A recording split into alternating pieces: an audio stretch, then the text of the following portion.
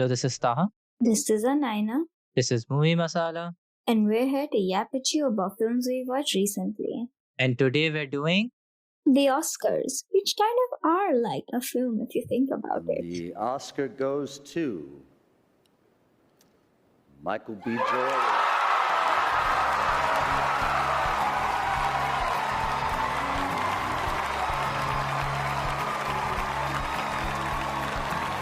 This is the first Oscar win and nomination for Michael B. Jordan. So, yeah, I mean, the Oscars routinely get nominated for the Emmys. I think for Best Production or something. Best live something. But yeah. Yeah, and I think the main narrative for this year's Oscars was obviously One Battle After Another versus Sinners. Yeah. So One Battle took away 6 Oscars and Sinners took away 4. And then you also had runners up with Frankenstein. You had K-pop Demon Hunters, which took 2. Frankenstein took 3. Hamlet, which took 1. And then amongst other films, which also took 1 Oscar. Yeah. I think, like, on the whole, even though, like, One Battle After Another had the most awards, it still felt pretty balanced. It didn't feel like it dominated the awards, which, I like to see that. Yeah, I think it was a ceremony where it had its moments of like shock in terms of like surprises that happened. And also, even when things expected happened, they were still like nice, feel good moments that helped like make the ceremony like feel good. And I did at the start did feel like it was kind of feeling this Oscars feels off. And I think it was after the first casting got nominated, and that was the first major surprise that I was like, okay, no, there's more to this, and there's more to keep me drawn in. But to start with, I guess, like Conan, he was hosting again, right? I enjoyed his starting bit with like playing Aunt Gladys and running through all of the major nominations, as well as K-pop Demon Hunters, which was not nominated for Best Picture. I mean, it would be remiss to not mention K-pop Demon Hunters, but I think the bit of his I enjoyed the most was the one with the Netflix CEO, where he kind of takes a jab at him and kind of, does this mimicry of what a Netflix CEO would be like, and like, oh my god, he doesn't know what so many people sitting in a theater enjoying themselves, having a shared experience look like, which felt pretty on theme. And like going with the theme of this entire award season, where so many like people have got up on stage and been like, please go to the cinema. So I really like that bit. It was genuinely funny as well. Yeah, I think it was also very funny to be like, and there's been no British actors or actresses nominated this year, which hasn't happened. I don't know how long that he said, but to be fair, they arrest their pedophiles, which was incredible job. Yeah, and it's not like all of us haven't made that joke already either. So it was nice to see it like from a comedian, like also acknowledging the absurdity. Exactly. And then there was the other bit that kept happening over and over again, which was everyone making fun of Timothy Chalamet for his opera and ballet comment, which, fair enough. You say something stupid, you got to deal with the making fun of that comes with it. It's just life. To quote, you play stupid games, you win stupid prizes. Exactly. I mean, he took it well. He was never like, he was always smiling, he was always laughing, because I think afterwards, in retrospect, he must have gone, God damn it, what did I say? So, I mean, it's nice to see, someone not walking up on stage and slapping the host, if you know what I mean. As entertaining as that can be. Yeah. So, yeah, I think that was really fun. Just going over like some of the smaller awards, smaller not in terms of importance, but smaller in terms of what gets fanfare, let's say it that way. And even like screen time as well. Yeah, exactly. I think was really surprised to see a tie. Was not expecting that. Already the tie which happened in Best Short Film. If you have Oscar pools or people, those are already films which mess up most people's like Oscar pools. This is the reason most people never get like a full 24 out of 24 nominations. And this year it was a tie. So like it was making sure that no one got it. Yeah, 100%. I also think it like plays into the whole like shorts are too short to judge fully, which I think is wrong. But I think like just having a guy is like, it's really funny, especially for a live action short film. Exactly. To be fair, also, Kumail Nanjiani handled that really well after that whole La La Land debacle, which still is, I feel, prevalent in people's head. Him just being like, calm down, it's a tie. This is what I'm going to do. It's all fine. Do not panic. Yeah, which is incredible. I think he did handle that really well. Another thing that I kind of noticed about, like you were saying, like the lesser known or the lesser celebrated films, when Conan O'Brien like said something like smaller or something awards or like lesser known awards, and then he named like best documentary short or best short, and the applause that came from the audience Erupted specifically from the back. Yeah. specifically from the back, and it kept going way longer than Conan O'Brien thought it would. And I think a lot of it had to do with the fact that the A-listers sitting at the front were not clapping when the category was like announced, which is just, again, it's a shitty move because you clap Yeah. regardless. You just clap of whatever comes on. And I think hearing like the clapping from the back and not seeing any clapping in the front, which is what you see like on screen, and then slowly like them realizing, oh shit, we've got to clap too, sends it home to like how important but like unfortunately unseen these categories go by the mainstream, and these films even go by the mainstream, which is why I love watching like the nominations and the nominees for Yeah. all the categories. Exactly. Speaking of which, All the Empty Rooms won for Best Documentary Short. Have not watched it. I know it's about the empty rooms of the victims, children victims of school shootings in the US. I think that's an incredible perspective to take to tell the story as well. Oh, for sure. And I just the thought of like exploring school shootings, which unfortunately are still such a topical issue in the US, through like this different lens, feels very like pertinent and very humane. Yeah, 100%. And they also invited the mother of one of those children to speak, which I think added that much more level, somber and grounded nature to the film. And like, again, highlights what this is about, right? And the same goes for like best documentary. But I think Mr. Nobody Against Putin won, which was a bit of a surprise because a lot of people thought The Perfect Neighbor would take it. Again, these are just harder to predict categories very realistically. But I think when you are talking about this, it is hard to also, doing best documentary feature, give an award without necessarily passing judgment on the subject material. It's all subjective, acknowledging that, right? Oscars are not ever like very objective in any meaningful way. 100%. The best of anything is never always actually the best, because Yeah. when it comes to art, there's really no such thing exists. Yeah, exactly. But I think what you're trying to do is being like, this was technically the most incredible, like, did the subject matter in a way, or like investigative journalism was fully on display. So I think when I see people online being like, oh my God, like they don't care, I think it was much more like more people connected with A than B and stuff like that. And also the person who spoke for Mr. Nobody Against Putin, I liked their speech talking about how all adults are responsible for all children, directly saying no to war, all of those things. I think that was really fun and really incredible as well. I think, like, at the end of the day, keeping in mind even like last year's winners for No Other Land, I feel like documentary producers and filmmakers and like the people who star in documentaries, because they are so aware of their subject matter, they do end up just being more political when they're Yeah. given a voice, because the subject matter is such, right? And to me, it often seems like they're the ones who are more comfortable taking a stand. I feel like everybody should be comfortable taking a stand. Yeah. Everybody should take a stand regardless of whether they're comfortable or not. But I just feel like it's an interesting like pattern to see that the people working with real life like content Yeah. and reflecting it as such are the ones Fully, who often fully. have the biggest backbone and voice, which I think is so important and like striking to see. I definitely agree. Also, when you talk about taking a stand, I think one of my favorite moments on that note was Javier Bardem coming to present with Priyanka Chopra. And Or as the internet has been calling her, India's Dal Gadot. For everyone who doesn't know what dal is, dal means like a lentil like curry.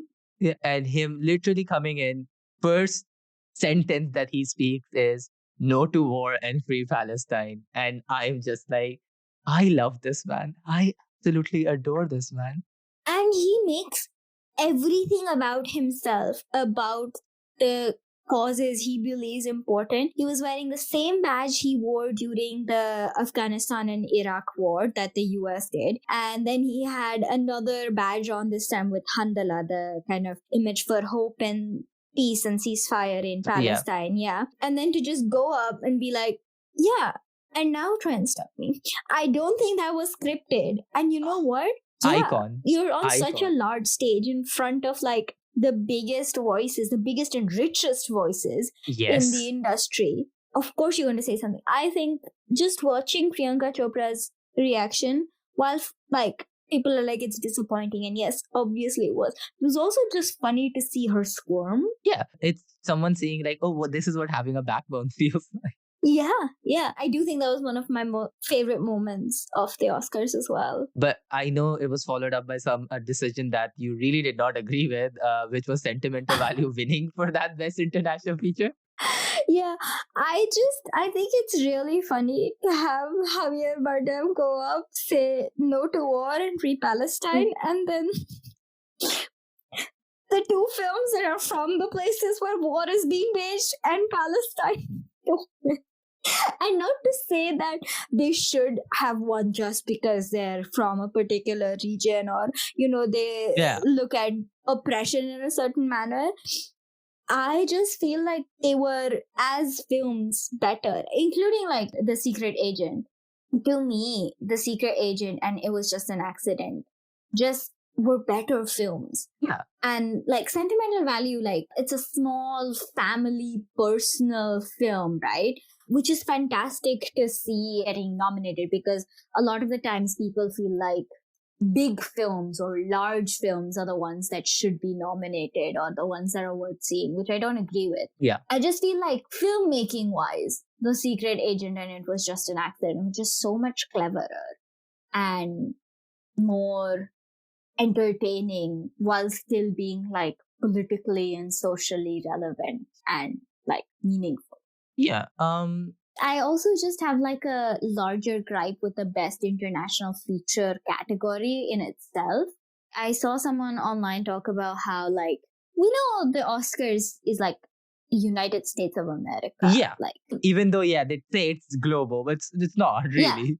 Conan O'Brien had like a whole spiel about how it's global and 31 countries and 6 continents and blah, blah, blah. Sure, they're represented, but it's not a global award by any standards. In no means. Yeah. Yeah, because tell me why a category such as Best International Feature Film, which first of all, just like it's categorized according to nation, like nation films, and then the nations aren't even correct, because a film from Iran, like It Was Just an Accident, is funded mainly by French producers just because of the nature of the content of the film. Yeah. And so then it is technically France's submission. Yeah. Listen, to give some rebuttal to the Academy, if I was the Academy and I had to decide that would also be a pain to be like, do I say this is Iran's? And then Iran is like, no, it's not ours. And then that's a whole thing you have to deal with. But that being said, in a realistic way, you acknowledge how dumb it is at points. How dumb it is to just go nation-wise, right? Because British films are technically never put in Best International Feature, because Hamnet is technically a British film. Yes, exactly. Right? So we are acknowledging that this is a very white world, or just UK and US and Canada centric. You can understand this also by putting in context that this used to be called Best Film in a Foreign Language previously, before it was changed. That also tells you how they've kind of had to rethink what the international cinema is. Yeah. But also like how hard it is. Keep is. Going. I'm not saying like, this is in whatever. I think they can still keep going, and that, we can reach some sort of a happy conclusion. But yeah, and then to just nominate, on top of all this, to just nominate 5 films where the Best Picture category gets 10 films. I feel like just increasing the amount of films you nominate for this category would help massively, because then you're looking at the films as holistically as you are looking at Best Picture films. Because it just feels a little bit like condescending and patronizing to have films be in a best international feature category. And then sometimes maybe in this year, in the case of Sentimental Value and The Secret Agent, yes, sometimes they get nominated for best picture as well. So the whole category I have so many issues with. And I think the Academy really needs to restructure and rethink this one category for sure. Yeah, definitely. Moving on to two also very sure awards that took home, which was K-pop Demon Hunters for Best Animated Film and Best Song for Golden. I'll be honest here, I preferred I Lied to You from Sinners to win because I think as a song that's really good, and I think the part it plays in the film as well is incredible and spectacular. Not to take away from Golden necessarily, but for me that would be my choice. That would I vote for.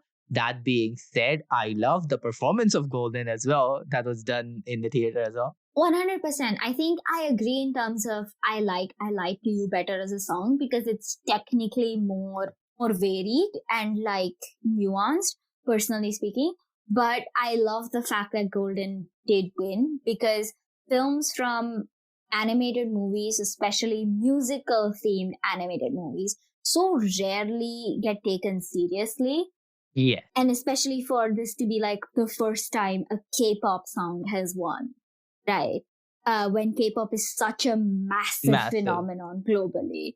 I think to me, seeing that particular thing was quite interesting. But I do agree, in terms of just which song I like better, it is I Like. Yeah, and therefore it is an absolute crime. Writers for Golden came up. They literally cut their mic and laid them off to commercial. Insanely disrespectful. 100%. And I saw an article earlier that was Adrien Brody last year went on and spoke. He came back this year to present Best Actor, and the bit was that he was gonna still be finishing his speech from last year. And even this year, there were so many people who spoke longer, who just spoke over the music, but they were cut to commercial. Right. This brings us back to what we were saying earlier about the lesser known categories. Just getting treated with disrespect, the creators, the artists getting treated with disrespect. And more often than not, they do tend to be non-white or people of color who get cut off just because of various reasons. I'm not saying there's malicious intent, but there is a pattern, and it's worth, again, with international feature, it's worth looking into because, again, unconscious bias or unconscious decision making is not something we can ever take out of the picture with something as institutionalized as but you need Academy. to look into it. And also listen, some of the bits I liked, I enjoyed, but was I there for the bits? No, I don't think anyone watches the Oscars for the bits, for the dumb jokes. Everyone comes here to see who wins because you love these films. The Oscar viewership is so down. It's people who are watching now are people who really care about films, right? You don't care about them. You come here to hear people accept their Oscars, say their speeches, have those incredible moments, share it with them. There is no point. I'm not here for anything else. If the whole thing about the Oscars is to give a platform, literally let them have the platform. There's no point in just giving them a platform. Let them use the platform as well. When anyone goes on there, they have something to say. So I would assume that you give them the basic human respect and decency to let them finish. Would 90 seconds more have made a difference? No. It's fine. Yeah. I think moving on to the bigs now, the big categories, the categories that most people know about is what I mean by big.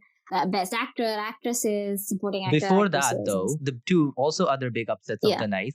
Best casting, which went to One Battle After Another, the first inaugural award for that category.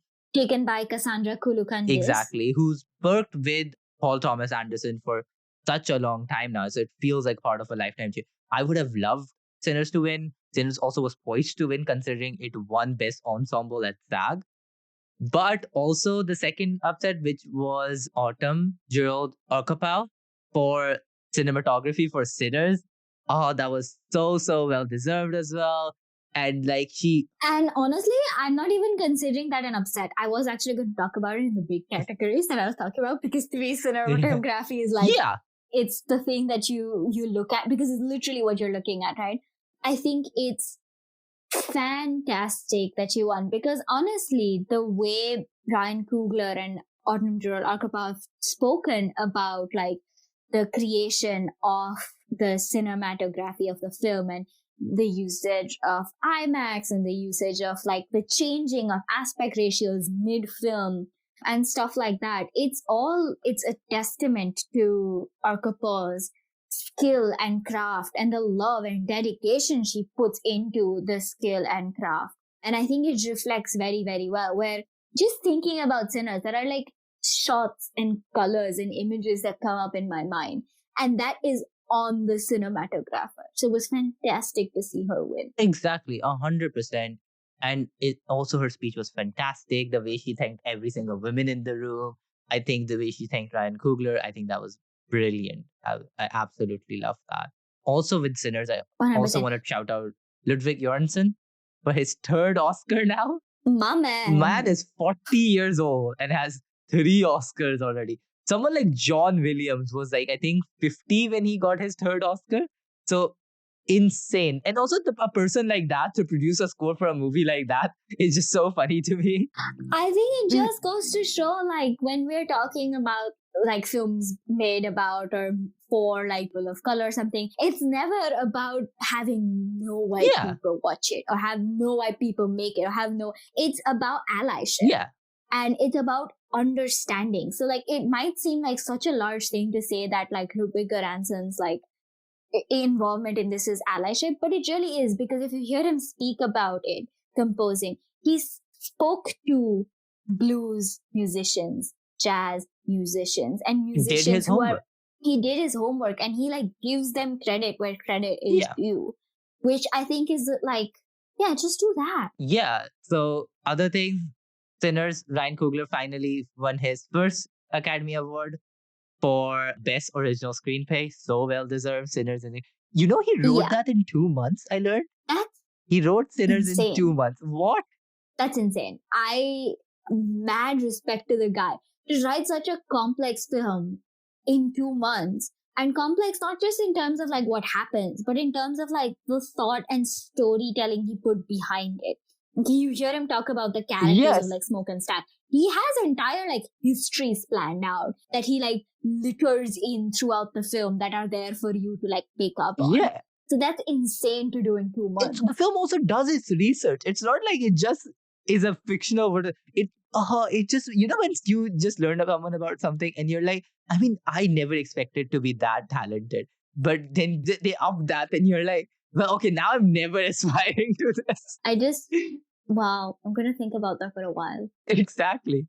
And PTA also got his first Oscar for Best Adapted Screenplay, which honestly also fair. I think this man has also been doing it for a while, and his Oscars were very much, both his director and adapted screenplay Oscars were very much like overdue, deserved Oscars, which the Academy does. This is part of, again, voting. This is how people do it, right? Because at the end of the day, people are voting. It's not an objective metric in any way. Yeah.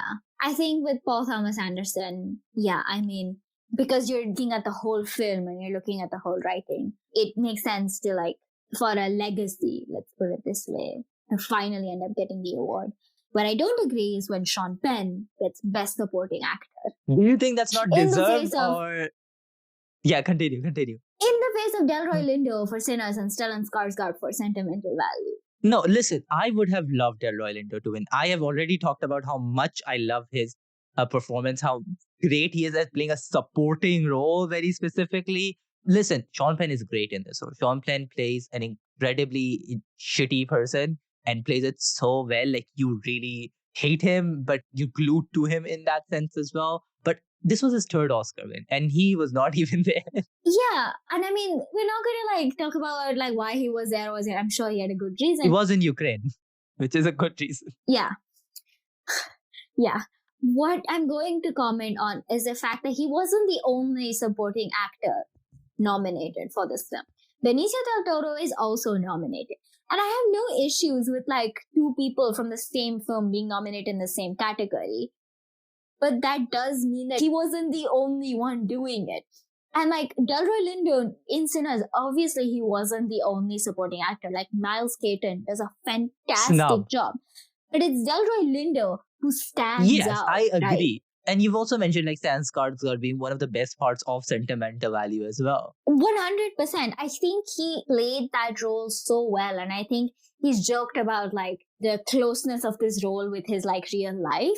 But honestly, because it's a running bit, I do not see that, which just goes to show how well he can, adapt. He's always adapt. He's in one of my favorite films ever, Mamma Mia. And if you see Mamma Mia and you see sentimental value, you would not believe this is the same man. Yeah, no. Which just shows his malleability. His range, yeah.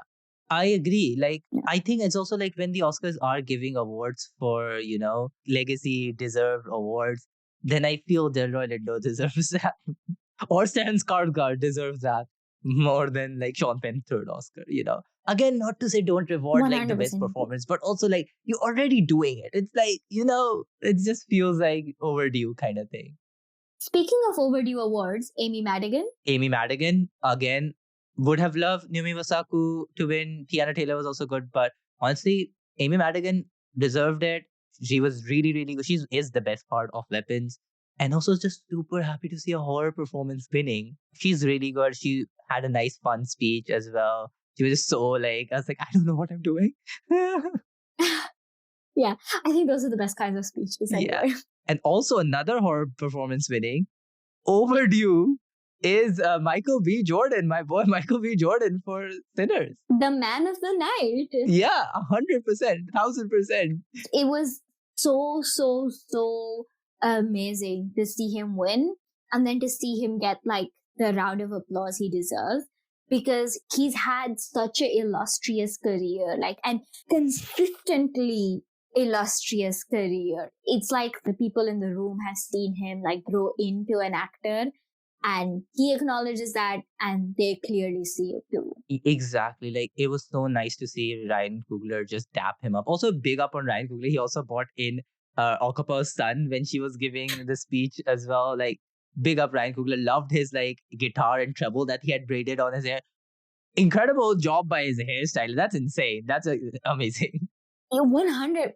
I just think I love Ryan Coogler as a hype man because he goes all in for his people. And not even his people. Like, he hugged Chloe Zhao when, and we'll get to this, Jessie Buckley won. Yeah. Which shows that he's there for his people. He understands art and he understands like the commitment too. Exactly. So yeah, honestly, it was really lovely to see Michael B. Jordan win and then also see him go get In-N-Out burgers. And I was going to say this earlier when we were talking about Autumn, Gerard Okapor's win. Michael B. Jordan, like in his speech, lists the Black actors and actresses who have won Best Actor and Actress before him.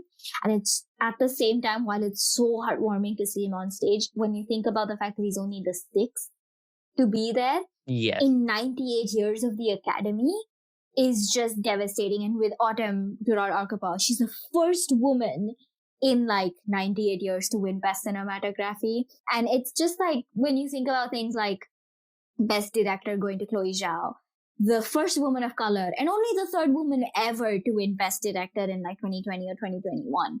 And then you kind of think about all these firsts and how amazing and celebratory they are. But then you think about like the institutional problems, the systemic problems that make them the first at this stage in 2026, nearly 100 years into this institution and academy and awarding system. Yeah. So happy for them both. Like, just to like be like, come on, there needs to be more of them.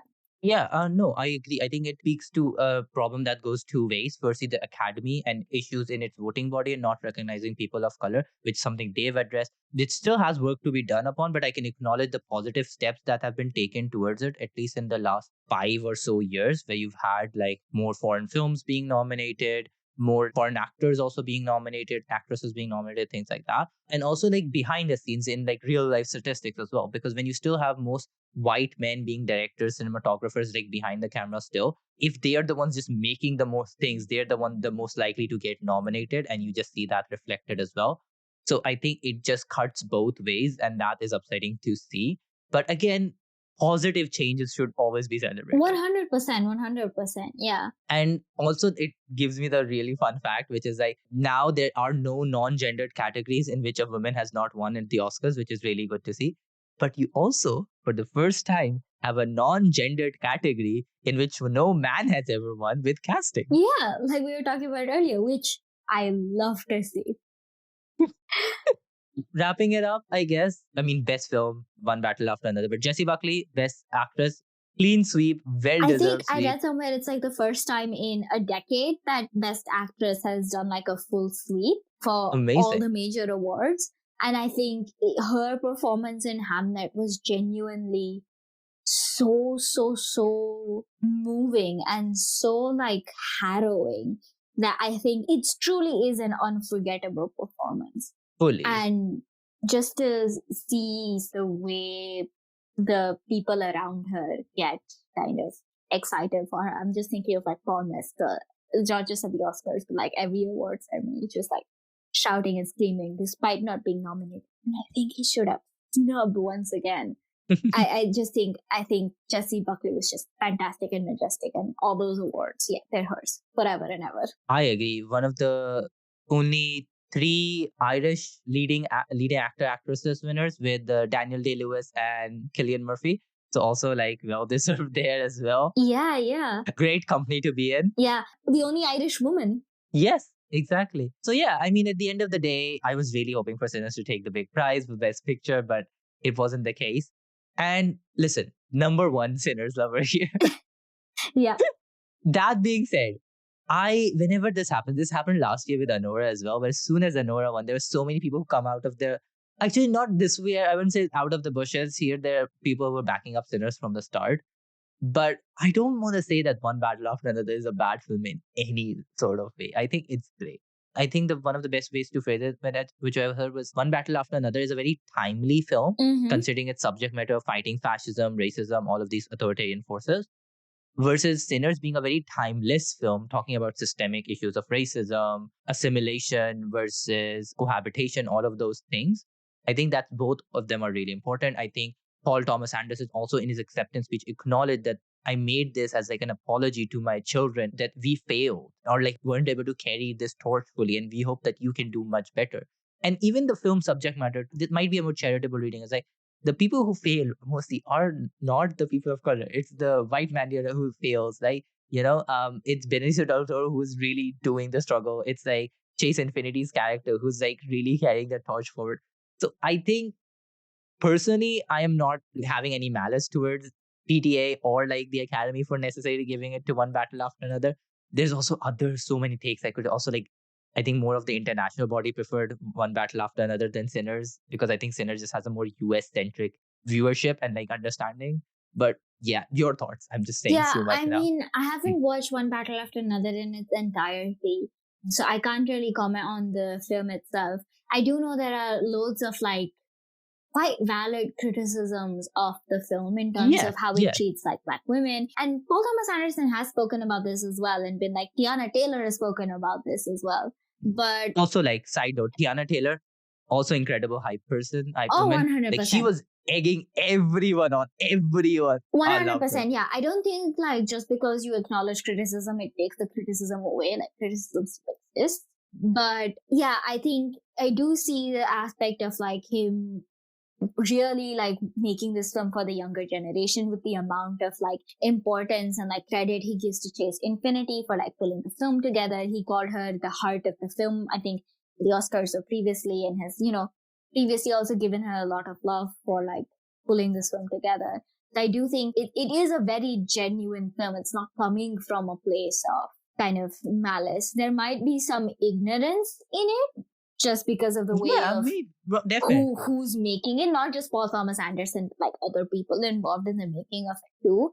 And again, it is an adapted screenplay, so it has to have been adapted from something. So we've got to look at source material as well. But yeah, I just agree.